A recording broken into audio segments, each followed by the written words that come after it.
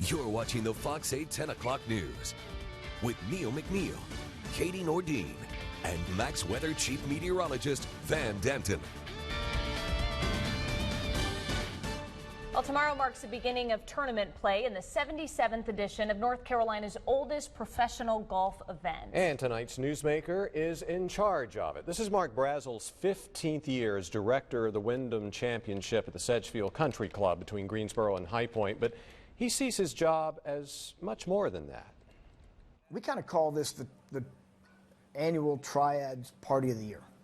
And if you love golf, then you're set. But if you're not a golfer, it's kind of the place to be seen and to see and be seen. And when the Wyndham Championship starts, Mark Brazel is seen all over the place, making sure everyone's happy. Golfers, sponsors, spectators, the PGA and the media, just to name a few. What is it about the game that you love so much? You just get to spend time with your buddies, you know, and I don't take the game really seriously. As a matter of fact, if I get, too many people around me, I get kind of nervous. I don't like that, but. So it's more of a social. It's such a social thing for me. And the social components of golf follow him at work too, but it's a lot more. For instance, he spends a lot of time trying to convince professional golfers to play here. It's a skill he started developing after growing up in Asheville, attending Baylor University in Texas, and landing a job with the American Junior Golf Association. There, he accepted and rejected the applications of high school golfers to play in that organization's tournaments. And again, our number one goal with the AJJ was to get kids into school, into college, and have them scholarshiped into college. How often do professional golfers today come up to you and say, hey, you're the guy who rejected me way back then? How about every week? Really? No kidding? That's how great I was at my job, yes. But his work at the AJGA led him to become director of what was the Greater Greensboro Chrysler Classic in the early 2000s, a time when professional golf was undergoing a metamorphosis because of one person, Tiger Woods. It became big business. Purses went through the roof.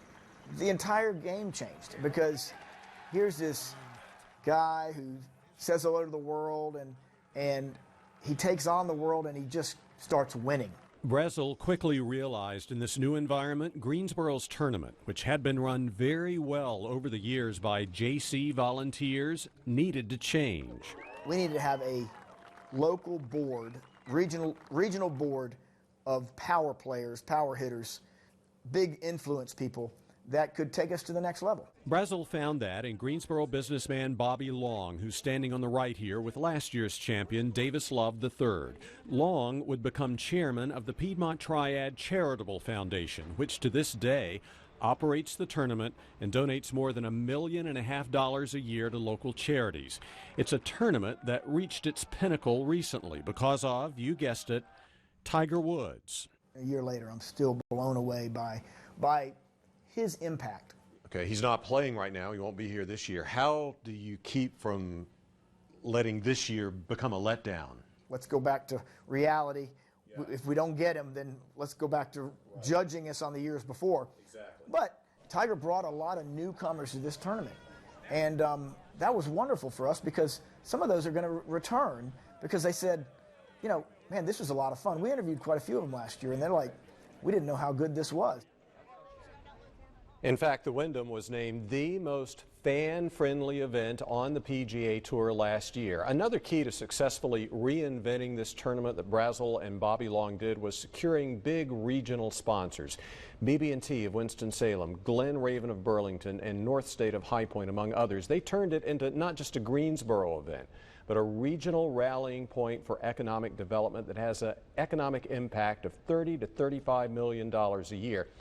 Last year, though, with Tiger, Brazel says that economic impact was probably $50 million. And don't forget, we'll have more stories about the Wyndham Championship and the golfers in our special titled Let's Tee It Up. You will not want to miss it. Starts tomorrow night at 7, right here on Fox 8.